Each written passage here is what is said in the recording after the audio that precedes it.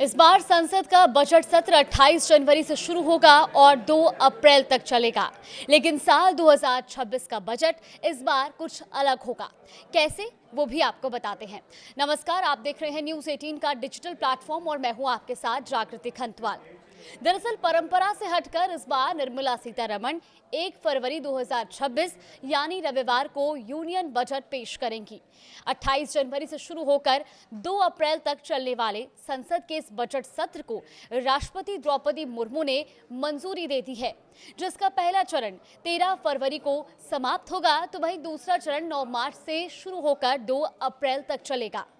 संसदीय मामलों की कैबिनेट समिति ने बजट से जुड़ा पूरा शेड्यूल भी तय कर दिया है।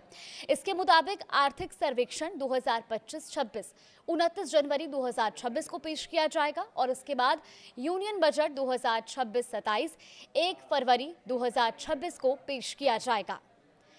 यूनियन बजट 1 फरवरी को पेश करने की परंपरा साल 2017 से शुरू हुई थी, लेकिन रविवार को बजट पेश होना बहुत कम ही देखने को मिलता है। इससे पहले आखिरी बार 28 फरवरी 1999 को तत्कालीन वित्त मंत्री यशवंत सिन्हा ने रविवार के दिन बजट पेश किया था। सरकार ने 2017 में बजट की तारीख 28 फरवरी से बदलकर 1 फरवरी इसलिए की थी ताकि नए वित्तीय वर्ष की शुरुआत 1 अप्रैल से पहले ही फंड का सही तरीके से इस्तेमाल किया जा सके। यूनियन बजट 2026 से क्या उम्मीदें हैं?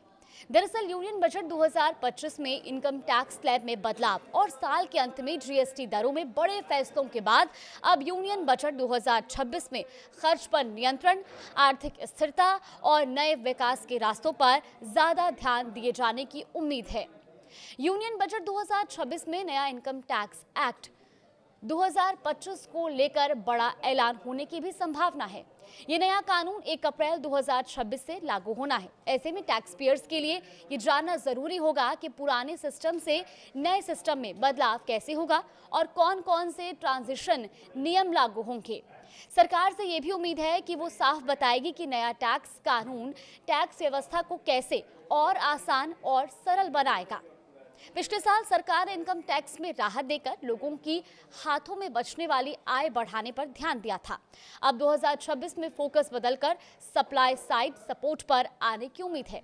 इसमें खास तौर पर एमएसएमईज को आसान कर्ज और बढ़ती मांग को पूरा करने के लिए मैन्युफैक्चरिंग सेक्टर को प्रोत्साहन देने पर जोर हो सकता है। फिलहाल इस बार के बजट को लेकर आपकी क्या उम्मीदें हैं, हमें कमेंट बॉक्स में जरूर बताएं।